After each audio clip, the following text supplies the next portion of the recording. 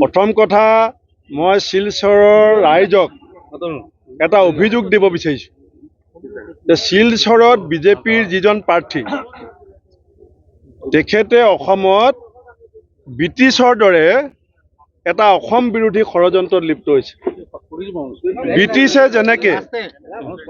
ব্ৰিটিছে যেনেকে গোটেই অসমৰ মানুহক কানি খুৱাই পেলাই বৰবাদ কৰিব বিচাৰিছিল, পৰিমল শুক্লবৈদ্য ডাঙৰীয়াই আবকাৰী মন্ত্ৰী হোৱাৰ পিছত অসমৰ গাঁৱে গাঁৱে চুবুৰীয়ে চুবুৰীয়ে মদৰ দোকান খুলি অসমীয়া যুৱ প্ৰজন্মক ছাত্ৰ ছাত্ৰীক ভৱিষ্যতৰ সংস্থাপন চাকৰি বাকৰি দিয়াৰ বিপৰীতে মদৰ বটল হাতত তুলাই দিবৰ কাৰণে ষড়যন্ত্ৰত লিপ্ত হৈছে। হিমন্ত বিশ্ব শৰ্মা ডাঙৰীয়াই কৈছিলে যে অসম ভাৰতবৰ্ষৰ ভিতৰত 5খন টপ ৰাজ্যৰ ভিতৰত এখন হ'ব।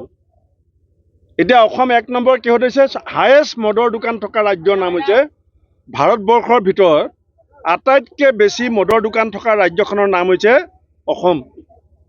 আটাইতকৈ বেছি নাৰী নিৰ্যাতন হোৱা ৰাজ্যখনৰ নাম হৈছে অসম। আটাইতকৈ বেছি নিবনুৱা 34 লাখ নিবনুৱা থকা ৰাজ্যখনৰ নাম হৈছে অসম।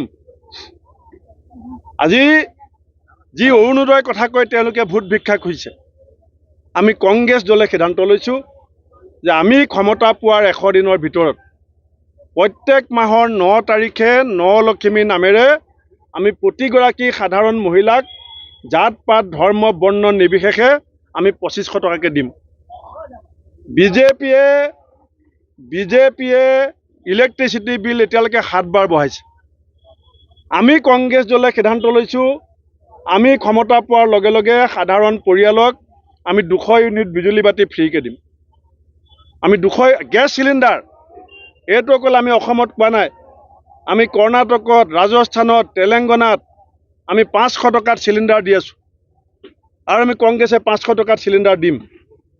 আমি গোটেই দেশত দিম, অসমতো দিম। আজি যি ধৰণে আদৰ্শবিহীন মূল্যবোধবিহীন ৰাজনীতি কৰিছে, এই ৰাজনীতি অসমৰ ভবিষ্যতৰ কাৰণে ভাল নহয়। আপনাৰা দেখছেন আজকেৰ Barak, a house of digital media.